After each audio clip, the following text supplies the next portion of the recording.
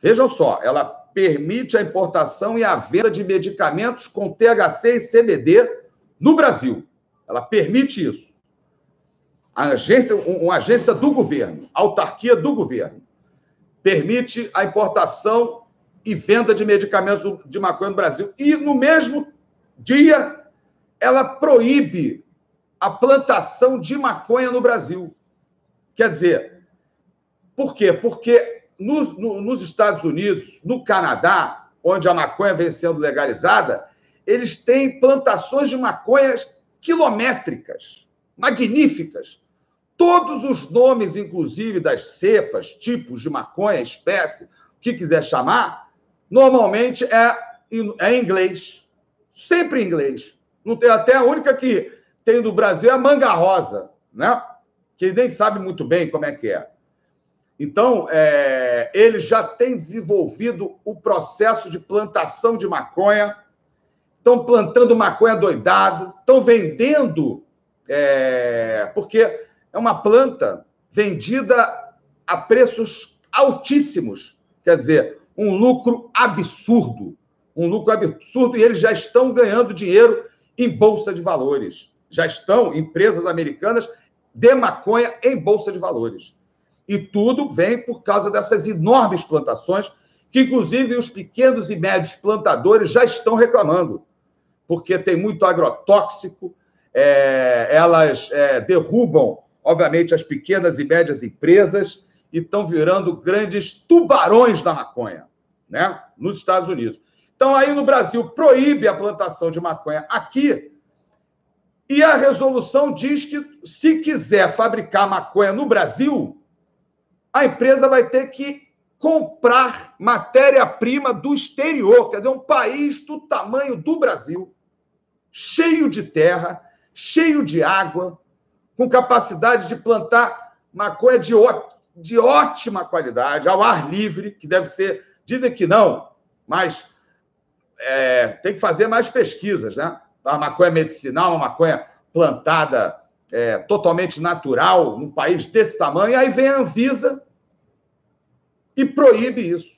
Agora, é o seguinte, eu quero só dizer o seguinte, é fundamental, a gente tem que fazer a crítica, mas é fundamental que essa resolução entre em vigor, porque o governo Bolsonaro, ele é até contra isso, com um discurso moralista, mas pode estar tendo influências, inclusive, de empresas transnacionais. Mas é importante que entre em vigor essa resolução para a gente, inclusive, abrir o debate nos órgãos de concorrência no Brasil. Entrar no Tribunal da Concorrência, o CAD, né? Entrar no CAD contra essa resolução que fere, que é ilegal, porque ela fere a lei da concorrência, nesse aspecto. Né? Nesse aspecto, ela fere. A gente tem que ampliar, a gente não pode rasgar isso que nós temos. Quer dizer, nós podemos até entrar no CAD, no Ministério da Economia, dizendo que essa resolução fere o princípio da livre concorrência. Nós, no Brasil, temos leis e tribunais que defendem o sistema nacional, o sistema brasileiro de concorrência. Todo país tem. Porque vamos supor que nos Estados Unidos tivesse uma enorme produção de laranja, eles não tivessem mais onde colocar laranja e resolvessem vender no Brasil suco de laranja a 50 centavos. Eles iam quebrar todos os produtores de laranja do Brasil, não é isso? Então, você tem mecanismos legais para reclamar sobre a concorrência em relação à maconha. É isso que vem acontecendo. Por quê? Porque o Brasil sempre foi um país do capitalismo periférico. Nós tivemos aqui o ciclo do pau-brasil, o ciclo da cana-de-açúcar, o ciclo do minério, o ciclo do café. E quem trabalhou nesses ciclos todos? Foram os escravos. Os escravos é que trabalhavam. O Brasil era dividido entre homens livres e escravos. E os escravos foram os índios e os negros. Os índios e os negros. Me fez lembrar o magnífico Samba da Mangueira desse ano.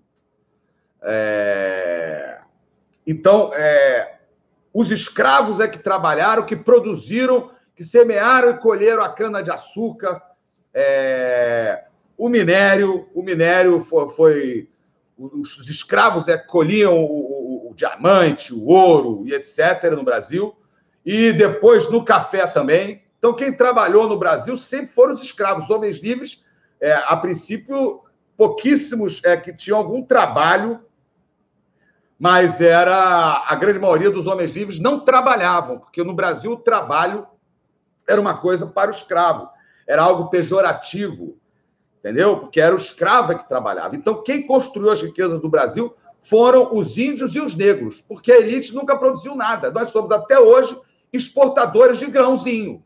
O que o Brasil é? Um exportador de grão. E aí, na maconha, eles até poderiam fazer até isso, não é isso? Não, na maconha ainda é pior.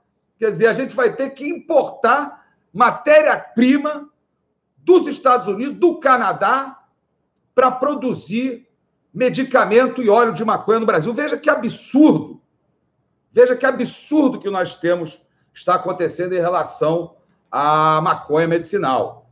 E registrar que isso tudo só vem acontecendo em razão da luta das mães, que a gente chama até carinhosamente de mãeconhas, das mães que lutaram para os seus filhos terem acesso aos óleos e os medicamentos de maconha por causa de crises convulsivas terríveis em diversos transtornos e doenças.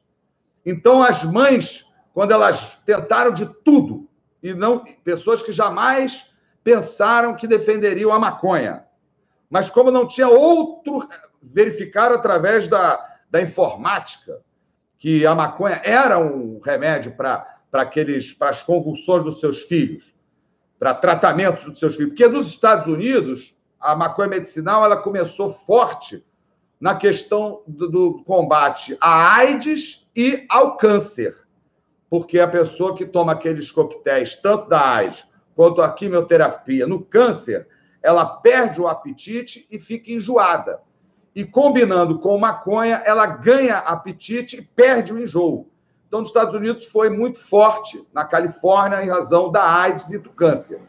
Mas no Brasil foi em razão das mães, que viram seus filhos, provas vivas de que o único medicamento que acabou com as crises convulsivas dos seus filhos, em epilepsia e diversos outros transtornos e doenças, foi a maconha. Então, essas mães caíram para dentro de uma luta sensacional, porque quando mexe com as mães, muda, né? Eu lembro das mães da Praça de Maio, na Argentina, que enfrentaram a ditadura na Argentina, as mães do grupo Tortura Nunca Mais, no Brasil, que enfrentaram a ditadura e denunciaram a tortura, os assassinatos e os desaparecimentos no Brasil, que era uma política de Estado da ditadura militar, e agora as mães que lutaram pela legalização da maconha, podendo ser presas como traficantes, arriscando a sua liberdade. E aí a Anvisa, diante do que é público e notório, porque são milhares de pessoas sendo beneficiadas, a Anvisa disse que já tem 15 mil pedidos de importação. 15 mil.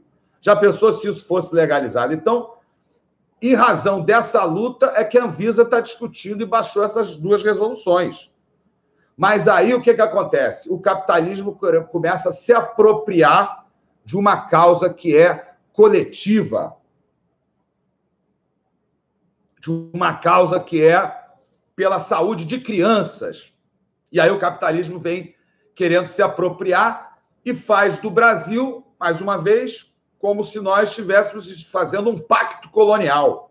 O que é o pacto colonial? Só pode comprar dos Estados Unidos, do Canadá, né? A gente só podia comprar, fazer negócio com Portugal.